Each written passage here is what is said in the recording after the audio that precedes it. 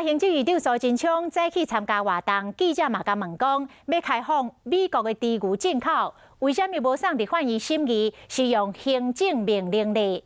苏院长来回应讲，一切拢有照法律相关的规定。苏院长讲，台湾袂当甲门关起来定标准，应该甲其他国家同步。讲咱的猪肉若要外销，嘛袂当无爱互人来进口，安尼台湾的国际谈判才会当有进展。 美国猪肉、牛肉，政府直接用行政命令开放进口，引起在野党的不满。行政院长苏贞昌亲身面对。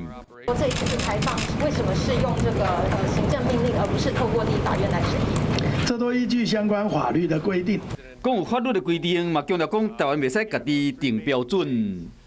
我们要外销人家我们也不能拒绝人家。CPTPP 的国家，他们的成员也都有开放美猪美牛的进口，所以台湾不能自己关起门来，自己定一套标准，而不照国际的标准，不照科学的证据，这样走不出去。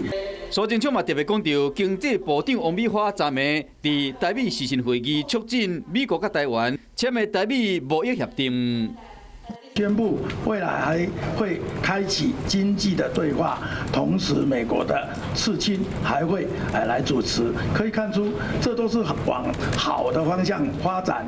台美经贸关系愈来愈好，伫国际地位甲食安的问题上，要安怎找到平衡点，将是政府刷来上大的挑战。